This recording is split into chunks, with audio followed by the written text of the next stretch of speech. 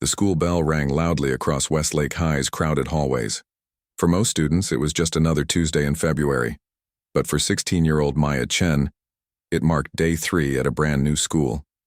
She stood next to her locker, trying to make sense of her class schedule while students rushed past her like river water flowing around a rock.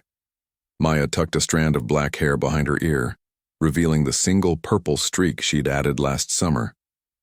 Her mom had finally allowed it after Maya got straight A's for the 3rd year running. She wore her favorite oversized denim jacket covered in patches she'd collected from science museums, a simple white t-shirt, and black jeans that had seen better days. Nothing flashy, but comfortable and very much her own style. "You must be the new girl," came a voice from behind her. Maya turned to see a tall girl with perfect blonde hair and clothes that looked like they'd jumped straight off a shopping mall mannequin. 4 other girls stood behind her, all watching, Maya with amused expressions. "I'm Amber," the blonde girl said, extending a manicured hand. "Welcome to Westlake." "Thanks," Maya replied, shaking Amber's hand with a small smile. Maybe making friends wouldn't be so hard after all. "I'm Maya." "Cool streak," Amber said, pointing to Maya's purple hair. "Very unique." Something in the way she said, "unique," made Maya hesitate, but she nodded anyway. "Thanks. I've had it since last summer." "So where did you move from?" asked one of the other girls. "Portland. My mom got transferred for work. She's in software engineering." "Portland, huh? No wonder you dress like that," another girl whispered, just loud enough for Maya to hear. The group giggled. Maya pretended not to notice as she pulled out her worn copy of Advanced Physics Theoretical Concepts. It was her favorite book, dog-eared, and filled with sticky notes. Her previous physics teacher had given it to her when she'd run out of questions he could answer. "Oh my God, are you reading that for fun?" Amber asked, grabbing the book from Maya's hands. "Who does that?" "I do," Maya said simply, reaching for her book. "Could I have that back, please? It was a gift." Amber flipped through the pages with exaggerated confusion. "This looks like another language. Are you some kind of genius or something?" "Not really," Maya replied, keeping her voice even. "I just find physics interesting." "Well, around here we find other things interesting," Amber said, handing the book back with 2 fingers like it might be contaminated. "Like the party this weekend at Tyler's house. You should come, new girl. Get to know everyone."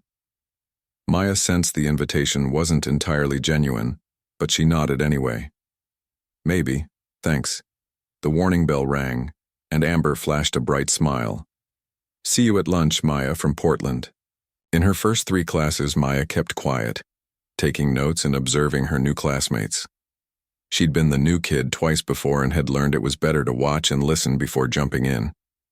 A few students said hello, but most were too caught up in their own worlds to notice her. By lunchtime, Maya felt tired from the constant need to navigate new classrooms, new teachers, and new faces. She collected her tray of food, a sad-looking hamburger and some limp fries, and scanned the cafeteria for an empty seat. "Maya, over here." Amber waved from a table in the center of the room, surrounded by her friends. Maya hesitated but then walked over. Better to sit with someone than alone on her first day. "Guys, this is Maya from Portland," Amber announced as Maya approached.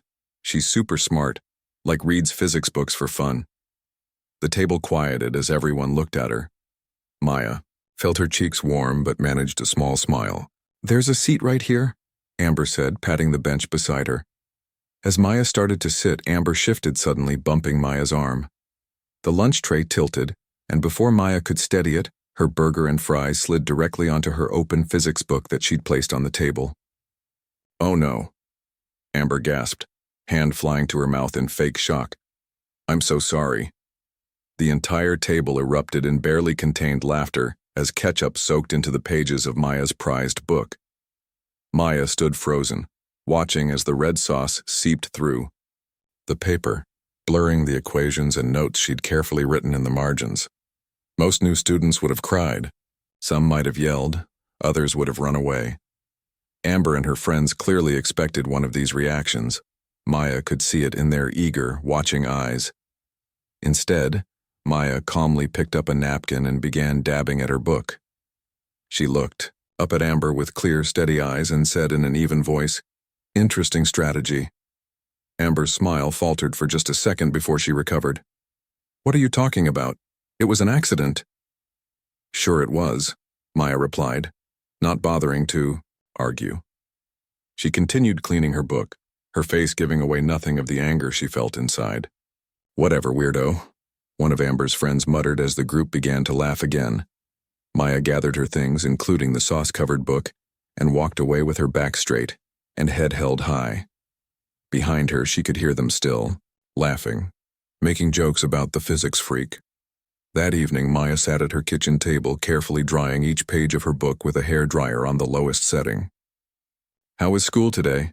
her mom asked, setting down a cup of hot chocolate beside her. Maya considered lying but decided against it. "Not great. I think I met the school bullies." Her mom's face fell. "Oh, honey, not again.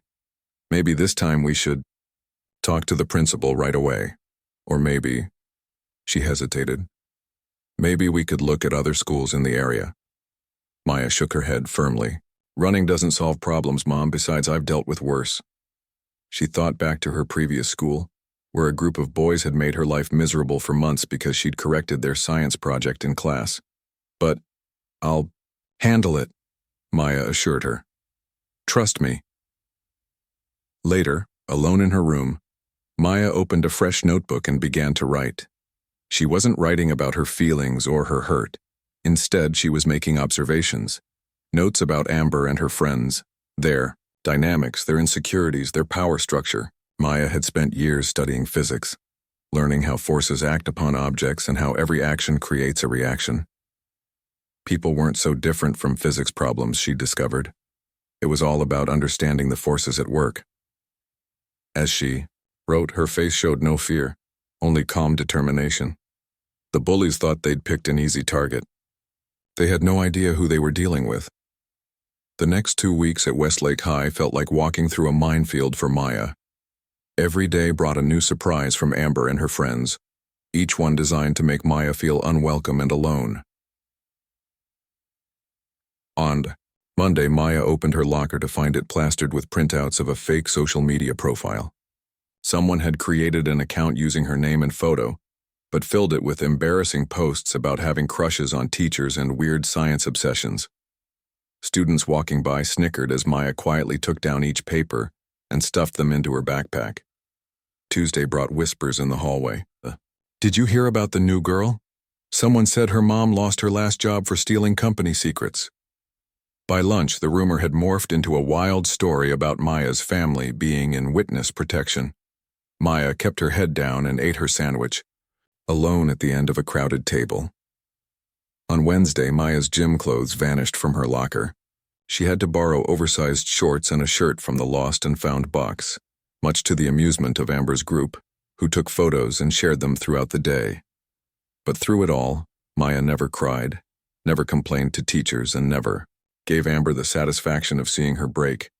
Instead, she stayed late after school each day, sitting cross-legged on her bed with her laptop open, meticulously typing. February 10th, 12:35 p.m. Amber and Kira blocked my path to the water fountain. Witnesses: Mr. Phillips, didn't notice. Raj from math club, 2 freshman girls I don't know yet.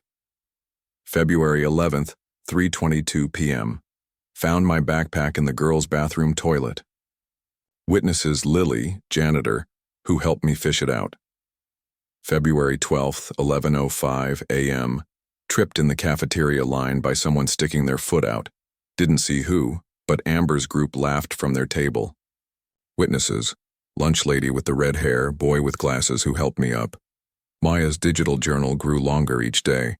She wasn't just recording the bullying, she was mapping patterns, noticing who did what, who laughed the loudest, who sometimes looked uncomfortable but went along anyway. She started including photos, screenshots of the fake account, and even recorded some interactions on her phone, hidden in her pocket. "What are you doing?" her mom asked one night, finding Maya surrounded by sticky notes with names and arrows drawn between them. "Homework," Maya replied, which wasn't entirely a lie. She was studying, just not for any class Westlake offered. On Thursday of the second week, something unexpected happened in AP Physics. Maya was setting up a pendulum experiment when a tall boy with curly hair approached her desk. "You're doing it wrong," he said, pointing to her setup. Maya looked up, preparing for another jab, but his face held no mockery, just genuine interest. "The string's too long for the weight you're using," he explained. "Your calculations will be off." "Good catch," Maya said, measuring again. "I was thinking about other things." "I'm Raj," the boy said, "editor of the school paper. Well, online paper now. Nobody reads actual papers anymore." "Maya," she replied, adjusting her experiment. "I know," Raj said. "The Amber Squad has made sure everyone knows who you are." Maya tensed, but Raj quickly added, "For what it's worth, nobody with actual brain cells believes they're garbage." From across the room, a girl with wild, curly hair pulled back by a bandana gave a small wave.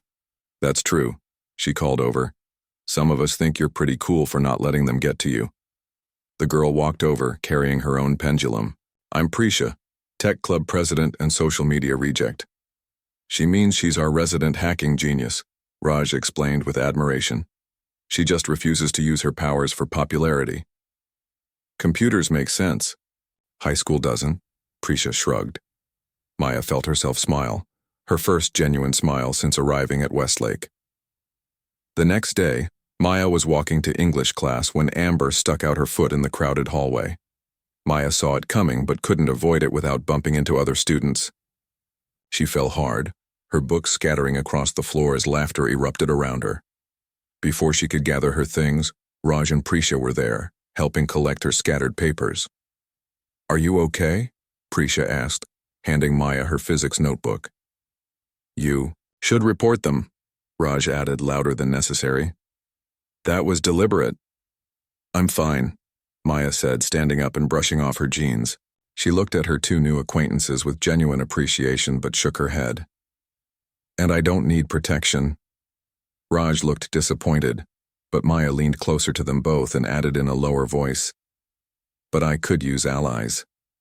That weekend, the three met at a coffee shop 10 blocks from school, far enough that they wouldn't run into any Westlake students. Over hot chocolates and shared fries, Maya explained her approach. "I'm not going to fight back, at least not directly," she said, showing them her detailed notes. "This is impressive," Prisha said, scrolling through Maya's digital journal. "You've documented everything like a scientist." "That's exactly what I'm doing," Maya nodded. "I'm studying them." "For what?" Raj asked. "Evidence to show the principle?" Maya shook her head.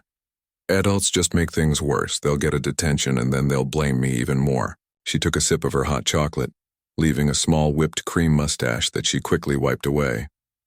"No, I need to understand how they work as a group, their dynamics, their weak points."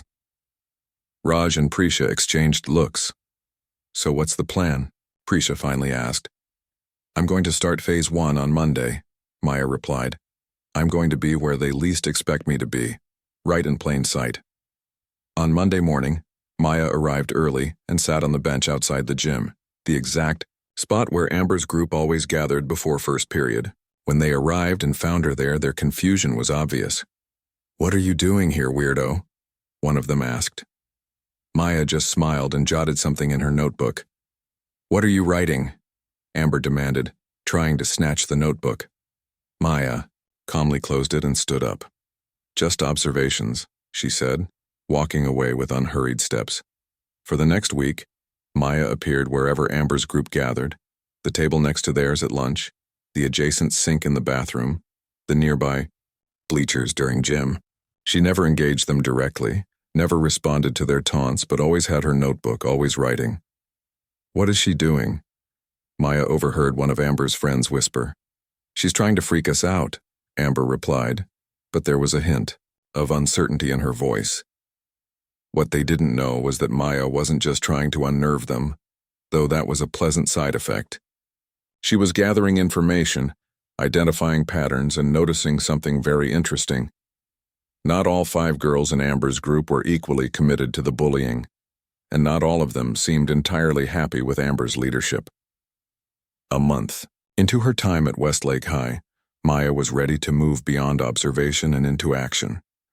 She'd spent weeks watching Amber's group, noting how they interacted with each other, who talked over whom, who rolled their eyes when someone else was speaking, and most importantly, who seemed to be growing tired of Amber's constant drama. "Today's the day," Maya told Raj as they walked to the cafeteria together. "I'm starting phase 1. "You sure about this?" Raj asked, looking nervous. "Amber's been extra nasty lately." It was true. As Maya's quiet note-taking had continued, Amber's taunts had grown louder and more desperate, as if trying to get any reaction from the new girl who refused to break. "I'm sure," Maya nodded. "I've studied enough. Time to test some theories." The cafeteria buzzed with lunchtime chaos as Maya and Raj got their food. Instead of sitting at their usual corner table, Maya led them to a spot just 2 tables away from Amber's group. Prisha joined them minutes later, sliding onto the bench with a questioning look. "We're sitting here now?" she whispered. Maya nodded, then began talking, much louder than her usually quiet voice. "So in ancient China," she said, catching several nearby students' attention, "generals would sometimes win battles without ever fighting." Raj looked confused for a second, then caught on. "How's that possible?" "Sun Tzu said the greatest victory is the one that requires no battle." Maya continued enthusiastically. "It's all about psychology and understanding your opponent better than they understand themselves." Students at nearby tables glanced over, including Amber's group. Maya was normally so quiet that her suddenly animated voice drew attention.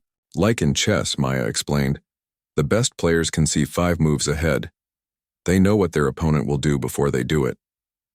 "So you're saying the real power isn't physical strength?" Prisha asked, catching on to Maya's plan. "Exactly," Maya said, gesturing with her fork. "The key isn't strength, it's understanding your opponent's weaknesses better than they do themselves." From the corner of her eye, Maya could see Amber watching, clearly annoyed that Maya was drawing positive attention from other students. But Maya wasn't performing for Amber. She was setting the stage for what would come next. The following day, Maya spotted Kira, Amber's second-in-command, alone at her locker. From her observations, Maya had noticed something interesting.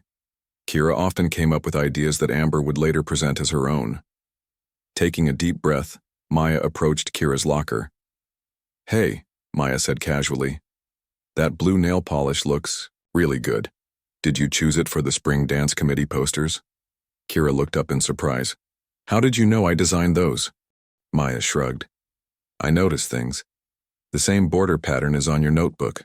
It's really creative." Kira's expression softened slightly.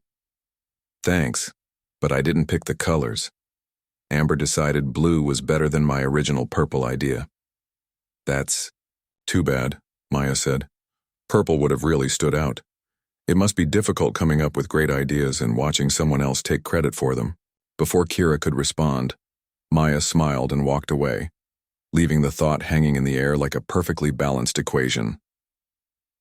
Over the next week, Maya continued her strategy, approaching different members of Amber's group when they were alone.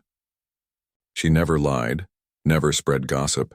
She simply made observations that highlighted existing tensions. To Disha, who always carried a camera, "Those photos you took at the basketball game were amazing.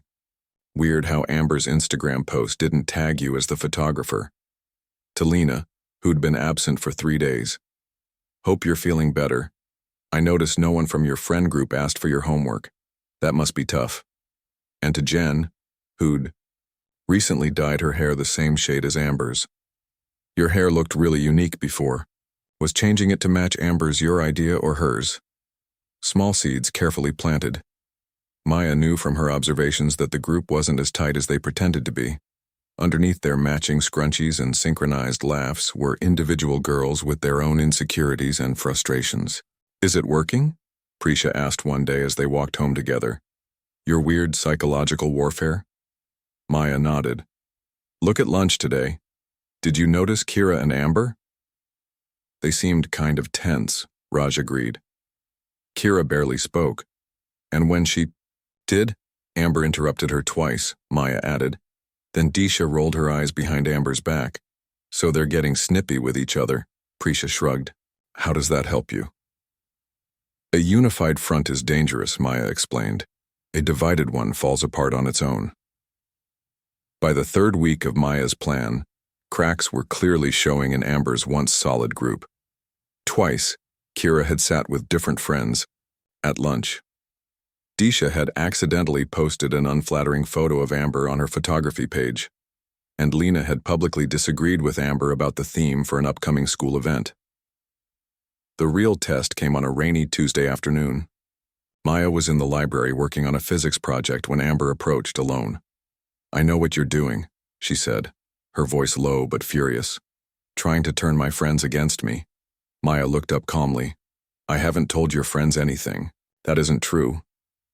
You think you're so smart, Amber hissed. Just because you read weird books and get good grades. Intelligence comes in many forms, Maya replied. Emotional intelligence is understanding why people do what they do. Amber's eyes narrowed. What's that supposed to mean? Maya closed her textbook. It means I understand why you need to put others down to feel powerful. I understand why you can't let anyone else in your group shine too brightly. And I understand why you targeted me from day one. Oh, really? Amber crossed her arms. Please, enlighten me. Because I didn't want your approval, Maya said simply. And that scared you. For a moment, something flashed across Amber's face. Something that looked almost like recognition, before her mask of anger returned. Whatever, she snapped. Just know that this isn't over. No one makes a fool of me.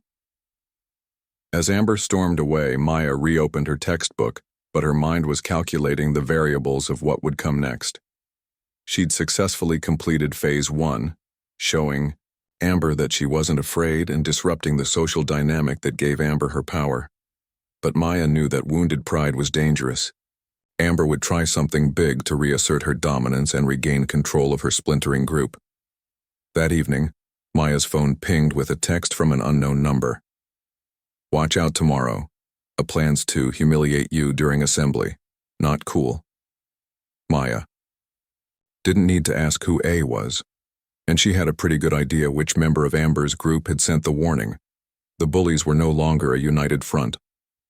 As she got ready for bed, Maya felt neither fear nor excitement about what tomorrow might bring. Instead, she felt the calm certainty of a scientist whose experiment was proceeding exactly as hypothesized. Tomorrow would be the perfect opportunity for Phase 2. Maya woke up earlier than usual the day of the assembly. She lay in bed staring at the ceiling, mentally reviewing her plan. The anonymous text from last night had given her an advantage. She knew Amber was planning something during today's school spirit assembly, but Amber didn't know that Maya knew. Breakfast is ready, her mom called from the kitchen. Pancakes, your favorite. Maya smiled as she pulled on her clothes. Her mom had noticed her being quieter than usual last night and was trying to cheer her up with comfort food. If only she knew that Maya wasn't worried. She was focused. You okay, sweetie? Her mom asked as Maya sat down at the table. You've got that look again. What look? Maya asked, pouring maple syrup on her pancakes. The one you had before your science fair last year, like you're running calculations in your head. Maya grinned. Her mom knew her too well, just thinking about school stuff. Anything I should worry about? Maya shook her head. I've got it handled. On her walk to school, Maya texted Raj and Prisha to meet her at the front steps. When they arrived, looking worried, she showed them the anonymous text. Whoa, Raj said, eyes widening. Who sent this? My guess is Kira, Maya replied. She's been pulling away from Amber the most. But it doesn't matter who. What matters is that we know what's coming. Shouldn't we tell a teacher? Prisha suggested. Maya shook her head. And say what? We have an anonymous text with no details? Besides, we don't need teachers for this. So what's the plan? Raj asked.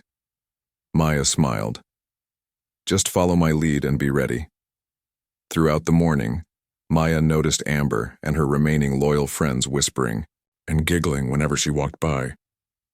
Twice she caught them looking at something in Amber's backpack, quickly hiding it when others approached.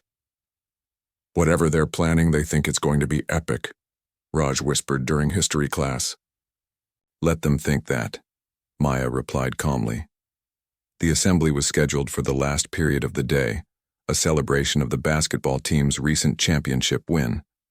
As students filled the gymnasium bleachers, Maya carefully observed Amber's group. They had positioned themselves at the top row near one of the exits. Amber's backpack sat suspiciously close to her feet.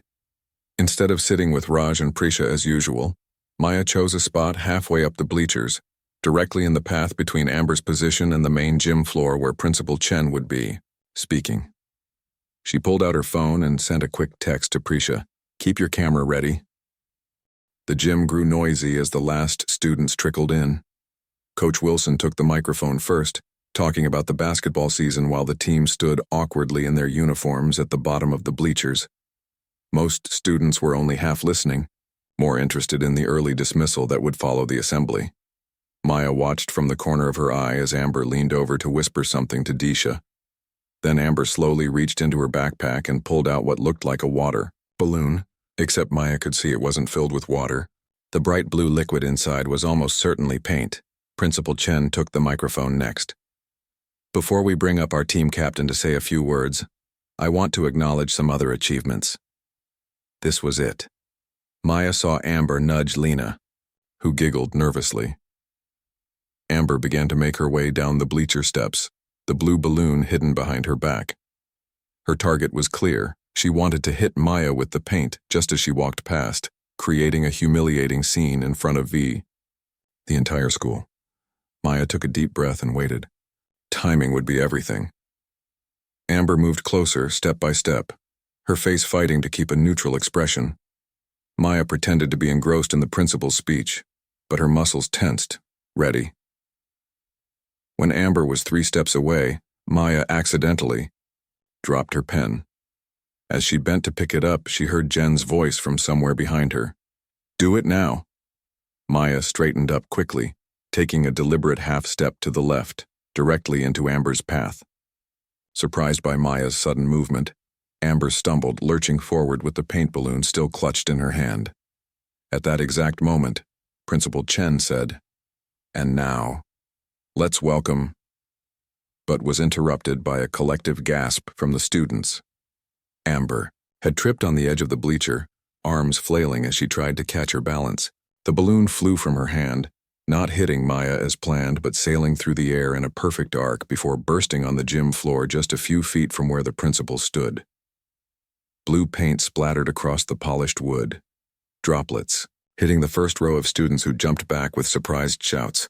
For one frozen moment, the entire gym was silent. Then everyone turned to stare at Amber, who stood with her mouth open in shock, clearly visible to everyone as the source of the disruption. "Are you okay?" Maya asked loudly, her voice echoing in the suddenly quiet gym. She reached out as if to steady Amber, her face a mask of innocent concern. "You seem really unstable lately. Is everything all right at home?" The hushed whispers began immediately, spreading through the bleachers like wildfire. "Miss Williams," Principal Chen's voice boomed through the microphone. "What is the meaning of this?" Amber's face flushed deep red. It wasn't. She made me." She pointed frantically at Maya, who continued to look concerned and confused. "My office. Now." Principal Chen's voice left no room for argument. As Amber was escorted out by the vice principal, Maya caught Prisha's eye across the gym. Her friend held up her phone with a small nod. She'd recorded everything, Amber with the balloon, the stumble that was entirely Amber's own doing, and Maya's seemingly genuine concern afterwards. By the time the assembly ended and students spilled into the hallways, the video was already being shared. But it wasn't just the incident everyone was talking about. It was Amber's complete loss of composure, her attempt to blame Maya, and how the quiet new girl had somehow managed to come out looking like the sympathetic one. Maya walked to her locker, neither celebrating nor looking smug. Several students she barely knew nodded to her or gave small smiles as she passed. She'd gained something more valuable than revenge: respect. Her phone buzzed with text messages as she gathered her books. Kira. Nice move today. Talk tomorrow? Disha. That wasn't supposed to happen like that. Sorry about everything before. Lena. Can we meet before school? I feel awful about the stuff with your gym clothes. Maya read the messages with a small smile. The balance of power had shifted, just as she'd calculated it would. Without throwing a single punch or saying a single mean word, she dismantled the social structure that had made her first weeks at Westlake so difficult. As she walked home in the warm afternoon sun, Maya finally allowed herself to feel the tension release from her shoulders. Phase 2 was complete, and it had worked even better than she'd anticipated. The bullies hadn't just failed, they'd imploded. How was school? Her mom asked when she arrived home. Maya smiled, dropping her backpack by the door. Actually, it was pretty good. I think things are finally falling into place. The final weeks of the semester brought a strange new reality for Maya. The hallways, that once felt like enemy territory, now seemed almost welcoming. Students who had previously ignored her existence now smiled or waved. A few even stopped to chat about homework or the upcoming science fair. It's weird, Maya told Raj and Prisha as they sat on the grass during lunch break. The warm spring sun made the schoolyard feel peaceful, nothing like the battleground it had been just months earlier. It's like everyone suddenly decided I'm okay to talk to. That's because you took down the school's biggest bully without ever becoming one. Yourself, Raj said, biting into his sandwich. That's pretty impressive. Prisha nodded in agreement. People noticed. You never said anything mean about Amber even when she was horrible to you. You just outsmarted her. Maya plucked a dandelion from the grass, twirling it between her fingers. I wasn't trying to take anyone down, I just wanted the bullying to stop. Well, it worked. Raj gestured around the schoolyard. Look at how everything's changed. He was right. The social landscape of Westlake had shifted dramatically. Amber's once powerful group had completely disbanded. Kira and Disha now sat with the art club kids. Lena had rejoined her old friends from middle school. Jen had tried to maintain her position as a popular girl, but without Amber's backing, had eventually settled into a new friend group on the volleyball team. And Amber herself was noticeably quieter. After a 3-day suspension for the paint balloon incident, she'd returned to school subdued. She still walked with her head high, but the cutting remarks and cruel laughter had disappeared. Most students gave her a wide berth, unsure what to make of her fall from power. I almost feel sorry for her, Maya admitted, surprising herself with the realization. Being alone in high school is hard. Prisha raised an eyebrow. You're feeling bad for the girl who made your life miserable? Maya shrugged. My grandpa always said that hurt people hurt people. Whatever made Amber so mean, it must be something painful. The conversation shifted to the upcoming finals and summer plans, but Maya found her thoughts returning to Amber throughout the day, not with anger or satisfaction, but with something closer to curiosity. What makes someone decide that bullying others is the best way to move through the world? A week later, Maya was in the library during her free period, tucked away in the back corner with a stack of physics books. She'd convinced her teacher to let her design an independent study project over the summer, exploring quantum mechanics beyond the standard curriculum. So absorbed was she in her reading that she didn't notice someone approaching until a shadow fell across her page. Maya looked up to find Amber standing there, clutching a textbook and looking uncomfortable. All the other tables are full, Amber said, her voice lacking its usual edge. Maya glanced around. The library was busy with students, studying for finals, but there were at least 3 empty tables visible from where they sat. You can sit if you want, Maya said simply, returning to her book. Amber hesitated, then slowly sat down across from Maya. For several minutes they read in silence, the tension between them almost tangible. You think you're so smart, don't you? Amber finally said, though her voice lacked conviction. Maya closed her book and looked directly at Amber. No, she replied calmly. I just think hurt people, and I refuse to be part of that cycle. Something flickered in Amber's eyes, surprise, perhaps, or recognition. Maya reached into her backpack and pulled out a slightly crumpled flyer. She slid it across the table. My cousin had some trouble at her school last year. Pressure to fit in, anxiety about her future, all that stuff. She joined this peer support group and said it really helped. Amber stared at the flyer for the teen support group like it might bite her. "I don't need therapy," she said stiffly. "It's not therapy," Maya explained. "Just students talking to other students about real stuff. No parents, no teachers, no judgments." "Why would you give me this?" Amber asked, genuine confusion in her voice. "After everything I did to you?" Maya considered the question carefully. "Because making you suffer wouldn't undo my suffering, and because maybe if someone had reached out to you earlier, you wouldn't have felt the need to put others down to lift yourself up." For a brief moment, Amber's carefully constructed mask slipped. The cool, confident queen bee disappeared, replaced by a teenaged girl with tired eyes and slumped shoulders. "You don't know anything about me," she whispered, but there was no anger in it, only exhaustion. "You're right, I don't," Maya agreed, "but I'd rather try to understand than to hate you." Amber's eyes dropped to the flyer again. After a moment, she picked it up and tucked it into her book before standing abruptly. "This doesn't make us friends," she said. Maya nodded. "I know." Without another word, Amber walked away, her shoulders straighter than when she'd arrived. That evening, Maya's mom noticed something different as they prepared dinner together. "You seem lighter somehow," she observed as Maya chopped vegetables. "More at peace." Maya smiled. "I think I am." "Did those kids finally stop bothering you?" "They did," Maya confirmed. "But it's more than that. I think they might be starting to heal themselves too." Her mom looked surprised. "That's a very mature perspective."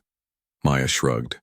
"Fighting darkness with more darkness just makes everything blacker. Sometimes you have to be brave enough to turn on a light instead." By the following fall, Maya wouldn't have recognized Westlake as the same school she'd entered as the nervous new girl. She'd been elected student body president on a platform of creating a peer mentorship program for new students and establishing conflict resolution workshops. Her campaign manager had been Kira, who'd discovered her own leadership abilities once she stepped out of Amber's shadow. Together, they designed posters with borders in Kira's original purple design, a small but meaningful acknowledgement of the creativity that had once been overlooked. The first anti-bullying workshop drew a bigger crowd than anyone expected. Maya stood at the front of the classroom, suddenly nervous as she looked at the faces watching her expectantly. "The thing about bullying," she began, finding her voice, "is that it's rarely about the target. It's almost always about what's happening inside the bully." As she continued her presentation, she noticed someone slip quietly into the back row. Amber sat with her notebook open, pen poised to take notes. Their eyes met briefly, and Amber gave the smallest of nods before looking down at her paper. It wasn't friendship, not yet, maybe not ever. But it was something more powerful. Recognition. Two people acknowledging each other's humanity across what had once been a battlefield. Maya smiled as she continued her presentation. She hadn't just survived the bullying. She'd transformed it into something that could help others. In her quest to stop the bullies, she'd discovered something far more valuable than revenge: the power to create positive change.